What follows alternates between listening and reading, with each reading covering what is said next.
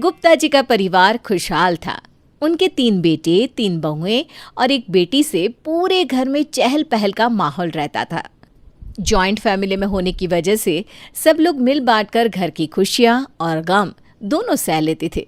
सबसे बड़े बेटे अजित की पत्नी विशाखा, दूसरे बेटे अमन की पत्नी काव्या और सबसे छोटे बेटे आशीष की पत्नी रुचि और साथ में गुप्ता जी की बेटी निष्ठा। कुल मिलाकर खुशहाल परिवार। उस दिन सुबह का वक्त था। गुप्ता जी, उनकी पत्नी और बाकी का सारा परिवार साथ में बैठकर चाय पी रहा था, लेकिन सबसे बड़ी बहू विशाखा कहीं नजर नहीं आ रही थी।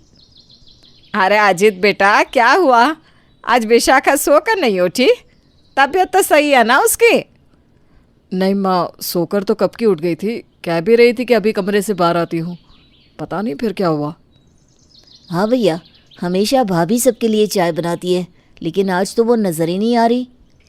अभी कुछ देर पहले भाभी ने मुझे कमरे में बुलाया था और कहा था कि आज चाय मैं बना दूं। शायद उनकी तबीयत ठीक नहीं है। अरे, उन्होंने मुझे भी नहीं बताया। चाय मैं बना देती। कल शाम को भी भाभी की तबीयत कुछ खराब लग रही थी। मैंने पूछा भी, उन्होंने कहा कि बस हल्का सा सर दर्द है। क्या बात है विशाखा बहू, तुम्हारी तबीयत ठीक नहीं है क्या? अगर ऐसा है तो अपने कमरे में जाकर आराम कर लो बेटा। हाँ बेटा, तुमने हमें बताया क्यों नहीं? अजित, तुम बहू को डॉक्टर को दिखा कर लाओ। मम्मी जी, पापा जी, मेरी तबीयत ठीक है। अब हाँ, आप सब लोगों के लिए खुशखबरी है। खुशखबरी? कैसी खुशखबरी भाभी, जल्दी सुनाइए ना। पूरा परिवार यहाँ बैठा है। अगर आज सुबह सुबह अच्छी खबर सुना देंगी तो सबका दिन अच्छे से निकल जाएगा। हाँ भाभी, रुचि भाभी ठीक कह रही है। बताइए ना, क्या है गुड न्यूज़? बात ऐसी है मम्मी जी, पापा जी अब दादा दादी बनने वाले हैं। कुछ दिनों से मुझे चक्कर आ रहे थे, लेकिन समझ में नहीं आया कि बात क्या है। अभी चेक किया तो पता चला कि मैं प्रेग्नेंट हूँ। अरे वाह भाभी, आपने तो कमाल की खबर सुना दी। हाँ भाभी, अब मैं और आशीष चाचा बन जाएंगे। देखा विशाखा, तुम्हारी खुशखबरी सुनकर तो पूरा परिवार नाचने लगा है। वैसे जॉइंट फैमिली में यही तो कमाल की बात होती है। हंसते खेलते सारे काम हो जाते हैं, किसी को पता ही नहीं चलता। अकेले रहो तो ये सारी जिम्मेदारियां संभालना मुश्किल हो जाए। हाँ बेटा, बात तो तुम्हारी सही है। अब देखो ना, मेरे तो हाथ पैर जवाब दे चुके हैं। मुझसे तो कुछ होता ही नहीं, लेकिन रुचि और काव्या मिलकर सब संभाल लेंगी। हाँ मम्मी जी, आपकी बात बिल्कुल सही है। अगर मेरी जॉब ना होती ना तो सच में मैं पूरा दिन भाभी के पास रहती। लेकिन आप तो जानती है, मैं सुबह 9 बजे निकलती हूँ और शाम को 6 बजे घर आती हूँ। अब पर काव्या है ना। रुचि भाभी, आपकी बात बिल्कुल सही है, लेकिन मेरी गुड़िया अभी सिर्फ 6 महीने की है। और वैसे भी विशाखा भाभी की तो ये दूसरी प्रेगनेंसी है। उन्हें तो सब कुछ पता है। उन्हें किसी की सार संभाल की ज़रूरत नहीं है। पर हाँ, अगर कभी भी ज़रूरत पड़ी तो मुझे पता है निष्ठा चुटकियों में सारे काम कर देगी। मैं ज़रूर करती। वैसे भी विशाखा भाभी मेरी बहुत फेवरेट है। लेकिन क्या है ना, कॉलेज का आखिरी साल है। अगर पढ़ाई पे ध्यान नहीं दिया तो हमेशा के लिए फेल होने का ठप्पा लग जाएगा। अरे, आप सब लोगों को परेशान होने की ज़रूरत नहीं है। मैं अपने काम खुद कर लूँगी। वैसे भी रुचि ने ठीक ही तो कहा, ये मेरी सेकंड प्रेगनेंसी है। मैं कोशिश करूँगी कि सब कुछ खुद से संभाल पाऊँ। कुछ दिनों के बाद, मम्मी, विशाखा की तबीयत कुछ ठीक नहीं है। वो कुछ खा भी नहीं रही और कमज़ोर भी लग रही है। आप बताइए ना, मैं क्या करूं? अरे बेटा, उसके लिए फ्रूट्स लिया। जब वो कुछ ना खा पाए ना तो फ्रूट्स खाना ही ठीक है। कम से कम इसी बहाने कुछ तो जाएगा उसके पेट में। ठीक है मम्मी, मैं विशाखा के लिए फ्रूट्स ले आता हूँ, आप उसे खिला देना। शाम के वक्त जब अजीत घर लौट कर आता है तो देखता है कि रुचि, निष्ठा और काव्या तीनों एक साथ बैठकर फ्रूट्स खा रहे थे। अरे निष्ठा, विशाखा कहाँ है?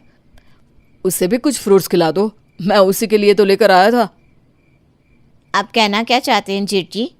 आप ये फ्रूट्स विशाखा भाभी के लिए लाए तो क्या हम नहीं खा सकते? अरे नहीं, ऐसी बात नहीं है। देखो, माँ ने कहा था कि इस हालत में, मतलब कि प्रेगनेंसी में, विशाखा के लिए फल खाना अच्छा रहेगा। तुम लोग भी खाओ, लेकिन उसे भी तो बुला लो। हमने कहा था विशाखा भाभी से, लेकिन उन्होंने कहा कि उनका मन नहीं है। भैया, भाभी का तो आप बहुत ख्याल रखते हैं, थोड़ा ख्याल अपनी बहन का भी रख लिया करें। भाभी के लिए फ्रूट्स लेकर आए और हम लोगों से पूछा भी नहीं, और हम लोगों ने खा लिए तो शायद आपको बुरा भी लग रहा है। तुम सब मेरी बातों का गलत मतलब क्यों निकाल रहे हो? मेरे पूछने का बस ये मतलब था कि विशाखा ने कुछ खाया या नहीं। भैया, मैं तो अभी अभी ऑफिस से आई हूँ, मुझे भाभी के बारे में कुछ नहीं पता। अच्छा ठीक है, मैं खुद ही जाकर देखता हूँ। अजीत अपने कमरे में जाता है और विशाखा को पलंग पर लेटे हुए देखता है। क्या हुआ विशाखा, तुम्हारी तबीयत ठीक नहीं है क्या? हाँ, बहुत चक्कर आ रहे हैं, कुछ ठीक नहीं लग रहा। वैसे एक बात कहूँ, आज ना मेरा सैंडविच खाने का बड़ा मन कर रहा था। अरे तो तुम्हें घर में किसी को कह देना चाहिए था ना, कोई भी तुम्हारे लिए सैंडविच बना देता। ऐसी हालत में जो मन करे वो खाना चाहिए। भूखे रहने से बच्चे की सेहत पर बुरा असर पड़ता है ना। किससे कहती अजीत, कौन बनाता मेरे लिए सैंडविच? सब लोग अपने अपने कामों में बिजी रहते हैं। अच्छा तुम रुको, मैं अभी जाकर तुम्हारे लिए सैंडविच बना कर लाता हूँ। अजीत रसोई में पहुंचता है और अपनी पत्नी विशाखा के लिए सैंडविच बनाने लगता है। तभी अजीत की माँ रसोई के अंदर आती है। घर में 3 बहुएं हैं और एक बेटी, उन सब के रहते भी मेरे बेटे को रसोई घर में काम करना पड़ रहा है। क्या बात हो गई बेटा? माँ वो क्या ना, विशाखा की तबीयत ठीक नहीं है, लेकिन घर में किसी को इतनी फुर्सत नहीं कि उसे सैंडविच बनाकर खिला दिया जाए। तभी वहां पर काव्या आती है। जेठ जी, अब तो सासू माँ से हमारी शिकायत कर रहे हैं, ये कोई अच्छी बात नहीं है। शिकायत नहीं कर रहा है, बता रहा है कि अपनी जेठानी के लिए एक सैंडविच तक नहीं बना सकती तुम। मम्मी जी, आपको पता है ना मेरी गुड़िया कितनी छोटी है, मेरा पूरा दिन उसी के काम में निकल जाता है और मैं थक जाती हूँ। अरे अजीत, तू इन बहुओं से कुछ मत कहा कर, लेकिन अपनी बहन निष्ठा से कह दिया कर, वो ज़रूर तेरा काम करेगी। अरे माँ, वो तो खुद अपनी पढ़ाई का बहाना लिए बैठी है। तभी वहां पर निष्ठा आती है। भैया, मैं पढ़ाई का बहाना लेकर नहीं बैठी हूँ, मेरे कॉलेज का आखिरी साल है। अब क्या ये भी मुझे बताने की ज़रूरत है? हाँ, विशाखा भाभी की चिंता में आप कुछ ज़्यादा ही परेशान नहीं हो गए? अब तो आपको इस घर में किसी की फिक्र नहीं, सिवा विशाखा भाभी के। कुछ दिनों के बाद अरे माँ, वो मामा जी के बेटे की शादी है, उनके घर से कोई आया था, उन्होंने हम सबको शादी में बुलाया है। बहुत दिन हो गए किसी की शादी अटेंड नहीं की, मैं तो वहाँ पर ज़रूर जाऊँगा। आप ठीक कह रहे हैं, मैं भी ना ऑफिस में आज ही छुट्टी डाल देती हूँ, पूरे सप्ताह की छुट्टी लेकर चलेंगे हम वहाँ पर। हाँ भाभी, सही कह रही हैं आप। मैं तो अपनी गुड़िया की शॉपिंग आज से ही शुरू कर देती हूँ, उसके लिए ना खूब सारी ड्रेसेस लेकर आऊँगी। मेरी भी एग्ज़ाम्स अभी बहुत दूर हैं, वैसे भी मुझे तो शादी का बहुत टाइम से इंतज़ार था, मैं तो यहाँ पक्का जाने वाली हूँ। माँ लेकिन विशाखा की तबीयत ठीक नहीं है, वो तो शादी में नहीं आ पाएगी। हाँ बेटा, ऐसे हालत में ट्रैवल करना विशाखा के लिए ठीक भी नहीं होगा। अरे तो क्या हुआ अजीत, तुम तो यहाँ पर हो ना, तुम उसका ख्याल रखना और बाकी परिवार शादी में जाकर आ जाएगा। माँ मैं चाहता था कि आप यहीं पर रुक जाएं। आप तो जानती है ना, मेरे ऑफिस में इन दिनों बहुत काम है, कई बार घर आने में लेट हो जाता हूँ। अगर आप शादी में ना जाए तो विशाखा को मदद मिल जाएगी माँ। अरे कैसी बात कर रहा है अजीत बेटा, शादी मेरे मायके में है और मैं ही नहीं जाऊंगी तो अजीब लगेगा ना। और वैसे भी बहू की डिलीवरी में तो अभी भी बहुत वक्त है। हाँ वैसे आप ठीक कह रही हैं माँ, मामा जी के यहाँ आपको शादी में जाना ज़रूरी है। अब एक काम करो निष्ठा, तुम रुक जाओ।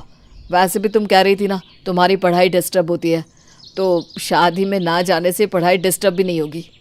भैया, पूरा साल पढ़ाई कर करके दिमाग वैसे ही थक जाता है, अब बड़ी मुश्किल से कहीं घूमने फिरने का मौका मिला है, मैं शादी में ज़रूर जाऊंगी। अच्छा ठीक है, आप सब लोग शादी में जाइए, मैं खुद ही विशाखा का ख्याल रख लूँगा। अजीत और विशाखा को छोड़कर गुप्ता जी का पूरा परिवार शादी में चला जाता है। प्रेगनेंसी में खुद के साथ हो रहे इस तरह के बिहेवियर से विशाखा बहुत उदास थी, लेकिन उसने किसी से कुछ नहीं कहा। विशाखा मैं जानता हूँ पूरे फैमिली में ऐसा कोई भी नहीं है जो तुम्हारे पास रुका हो। मुझे पता है ये गलत बात है, लेकिन मैं क्या कर सकता हूँ बताओ। आपको परेशान होने की ज़रूरत नहीं है, मैं बिल्कुल ठीक हूँ, मेरी फिक्र मत कीजिए। तुम बहुत अच्छी हो विशाखा। अच्छा सुनो, आज मुझे ऑफिस से आने में ज़रा देर हो जाएगी। तुम अपना ध्यान रखना और अगर कोई भी प्रॉब्लम हो तो मुझे कॉल कर देना। ठीक है, आप आराम से जाइए। अजित के ऑफिस जाने के बाद विशाखा घर का काम करने लगती है और इसी दौरान वो चक्कर खाकर गिर पड़ती है। कुछ देर के बाद जब विशाखा होश में आकर उठती है तो उसके पेट में ज़ोर से दर्द होने लगता है। अजीत, आप जल्दी से घर आ जाइए, मेरी तबीयत खराब हो रही है, मुझे बहुत डर लग रहा है। क्या हुआ विशाखा? क्या हुआ तुम्हें? 5 मिनट रुको, मैं अभी घर आता हूँ। कुछ ही देर में अजित घर पहुँचता है। अजीत, मुझे हॉस्पिटल लेकर चलो, मेरे पेट में बहुत दर्द हो रहा है। अजीत अपनी पत्नी विशाखा को लेकर हॉस्पिटल पहुंचता है। वहां पर डॉक्टर विशाखा को चेकअप के लिए लेकर जाते हैं। अजीत अपने पिताजी को कॉल करता है। पापा, विशाखा की तबीयत बहुत ख़राब हो गई है। वो घर में अकेली थी और उसे चक्कर आ गए। मैं उसे हॉस्पिटल लेकर आया हूँ। देखो बेटा, तुम उसका अच्छे से ध्यान रखना। डॉक्टर साहब से कहना कि ढंग से चेकअप करके बताए कि बहू को कोई परेशानी तो नहीं है ना। पापा, अगर आप लोगों में से कोई शादी छोड़कर घर आ जाता तो विशाखा को थोड़ी मदद मिल जाती। एक मिनट बेटा, एक काम करो, तुम अपनी माँ से बात करो, वही तुम्हें इस बारे में कुछ बता सकती है।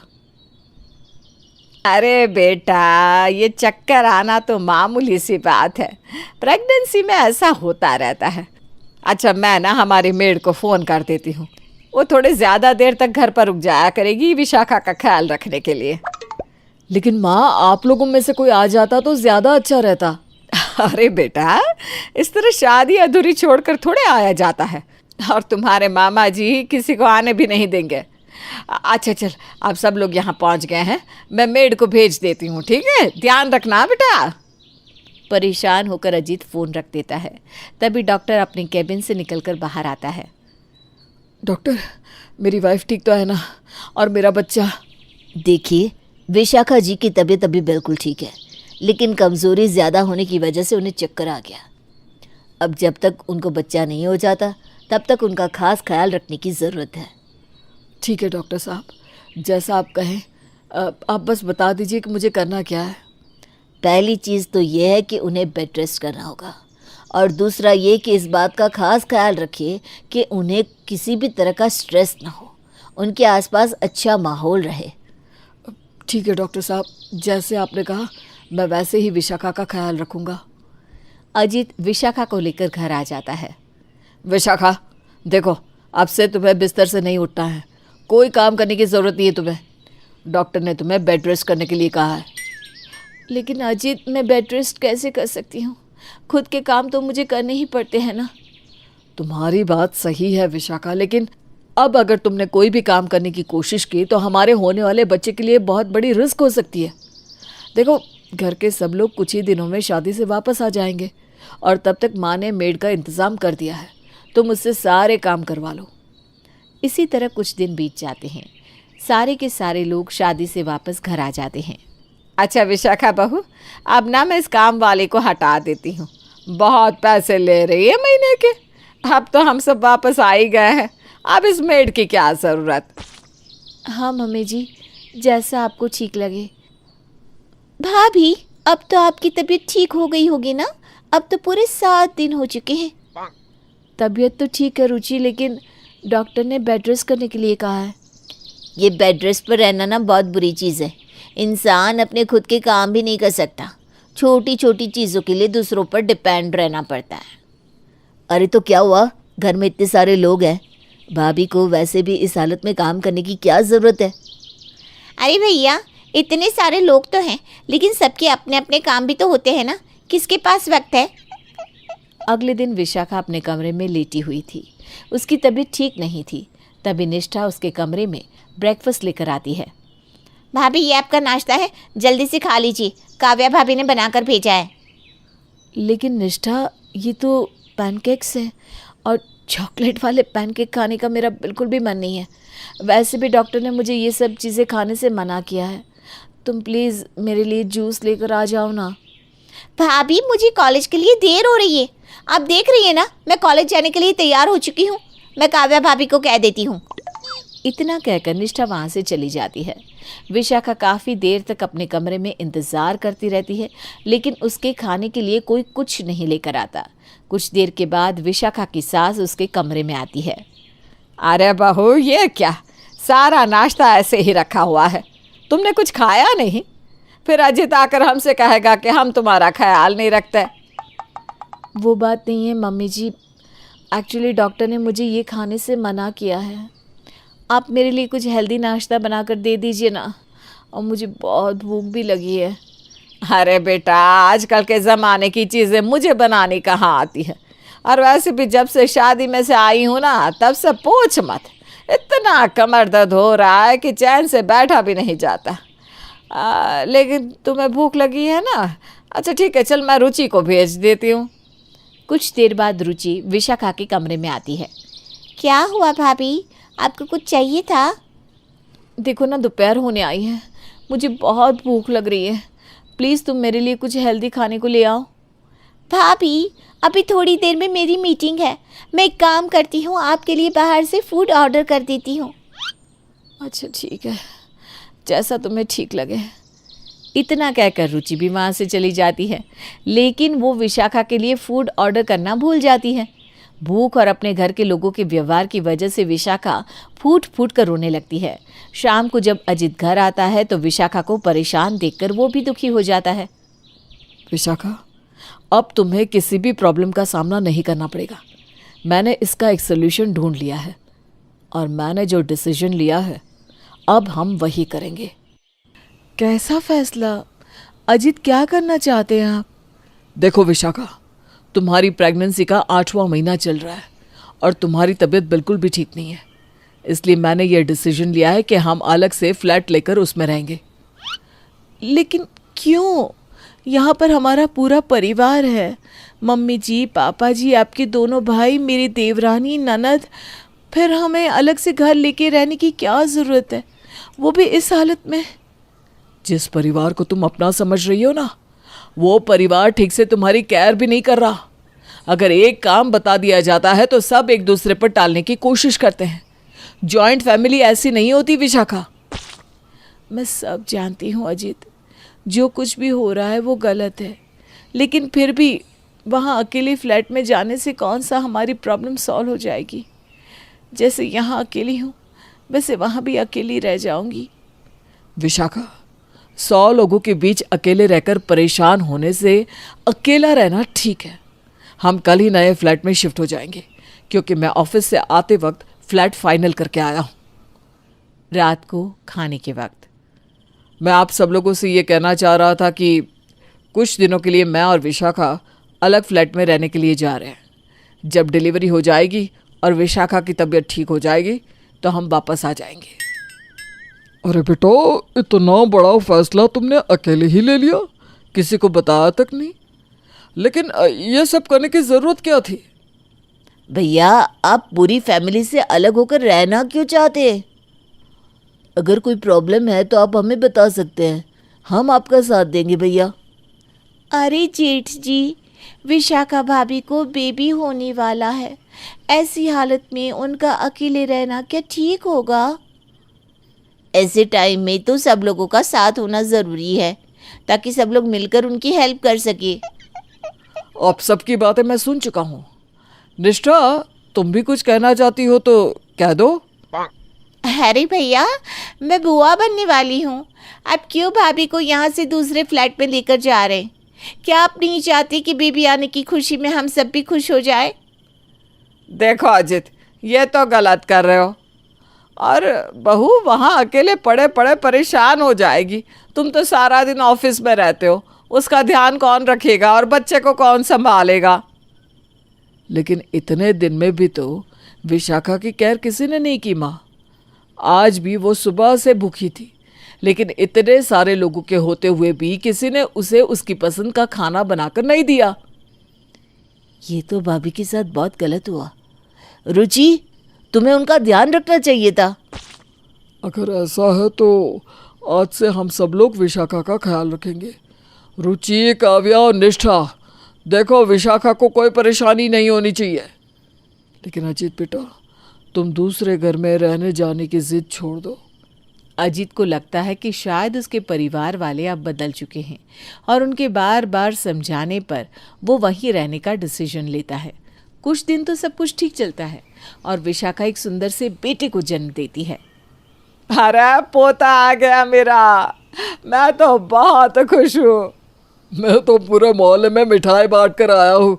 क्यों अजीत, अब तो तुम्हें खुश होना चाहिए, अब तो तुम्हें कोई शिकायत नहीं है ना? नहीं पापा, मुझे आप लोगों से कोई शिकायत नहीं है। मैंने अपनी सारी सहेलियों को कॉलेज में चॉकलेट बांटी, सबको बताया कि मैं बुआ बन गई। अरे मैंने तो अपने ऑफिस वालों को बड़े से रेस्टोरेंट में ले जाकर पार्टी दे दी है। विशाखा के बच्चा होने के बाद सब लोग फिर से अपनी अपनी लाइफ में बिजी होने लगते हैं। एक रात विशाखा का बेटा जोर जोर से रोता है। चुप हो जा, क्यों रो रहा है इतनी जोर जोर से? मम्मी जी जरा इधर आइए ना। अरे क्या हुआ बहू, क्यों आवाज लगा रही है? अभी तो नींद की झपकी आई थी और तुमने जगा दिया। मम्मी जी देखिए ना, ये चुप ही नहीं हो रहा। अरे बहू, दूसरी प्रेगनेंसी है तुम्हारी, इतना भी नहीं पता कि छोटे बच्चे रात भर जागते हैं। अब तुम इसे संभालो, मुझे नींद आ रही है। विशाखा कुछ देर तक अपने बच्चे को चुप कराने की कोशिश करती है, लेकिन ऐसा करते करते वो थक जाती है। निष्ठा प्लीज़ थोड़ी देर के लिए इसे संभाल लो ना, ये गोद में सोना चाहता है और मेरी तबीयत सही नहीं है, मैं इसे लेकर अब बैठ भी नहीं पा रही हूँ। भाभी, कल सुबह मुझे अपनी कॉलेज का असाइनमेंट सबमिट करवाना है। अगर मैं रात भर जागती रहूँगी तो कॉलेज का काम कैसे कर पाऊँगी? अच्छा ठीक है, आप जाओ। तभी वहाँ पर विशाखा का देवर अमन आता है। देवर जी, ज़रा थोड़ी देर आप बेबी को गोद में घुमा लीजिए ना, बहुत रो रहा है, चुप ही नहीं होता। भाभी, कल एक बहुत ज़रूरी कॉन्फ्रेंस है मेरे ऑफिस में और मुझे उसी की तैयारी करनी है। आप रुकिए, मैं रुचि को आपके पास भेज देता हूँ। विशाखा काफ़ी देर तक इंतज़ार करती रहती है, लेकिन उसे और उसके बच्चे को संभालने के लिए कोई नहीं आता। अजीत उस रात अपने ऑफिस के काम से बाहर गया हुआ था। जब वो देर रात घर लौट कर आता है तो विशाखा को बच्चे के साथ परेशान देखकर हैरान रह जाता है। क्या हुआ विशाखा, तुम इतनी परेशान क्यों लग रही हो? तुम्हारी तबीयत तो ठीक है ना? देखिए ना, ये बहुत देर से चुप नहीं हो रहा, पूरी रात बीत गई है, अभी मेरे शरीर में इतनी ताकत भी नहीं है, पूरी रात गोद में लेकर बैठी रही हूँ मैं। अरे तुम भी ना ऐसे ही परेशान होती रहती हो। अरे घर के सब लोगों ने कहा है ना कि वो तुम्हारा ख्याल रखेंगे, तुमने किसी को बुलाया क्यों नहीं? ऐसा नहीं है अजीत, मैंने सब लोगों से कहा था, लेकिन किसी ने मेरी बात नहीं सुनी। अच्छा, तो ये बात है, ठीक है, लगता है मुझे ही कुछ करना पड़ेगा। 2 दिन बाद विशाखा और अजीत अपना सामान पैक करके अपने दोनों बच्चों के साथ घर से बाहर निकलने लगते हैं। अरे अभी तो बहू की डिलीवरी को 15 दिन हुए हैं, कहाँ जा रहे हो तुम लोग? मम्मी जी, पापा जी, मैंने आप सबसे कहा था ना, जब से विशाखा प्रेग्नेंट हुई है तब से सब लोग अपने काम में कुछ ज़्यादा ही बिजी हो गए हैं। किसी के पास मेरी पत्नी की केयर करने का टाइम ही नहीं है। जॉइंट फैमिली होते हुए भी ऐसा लगता है जैसे वो इस घर में अकेली है। अरे बेटा, ऐसी कोई बात नहीं है। माफ़ करिएगा मम्मी जी, पूरे 9 महीने मैंने किस तरह निकाले हैं मैं ही जानती हूँ, लेकिन आप घर के बड़े हैं, मैं आपसे कुछ नहीं कहना चाहती। मुझे लगा था कि मेरी प्रेगनेंसी की खबर सुनकर सब लोग मुझे प्यार देंगे, मेरा ध्यान रखेंगे, लेकिन सबने मुझे अकेला छोड़ दिया और इसलिए अब मैं अजीत के साथ दूसरे अलग घर में रहने जाने के लिए तैयार हूँ।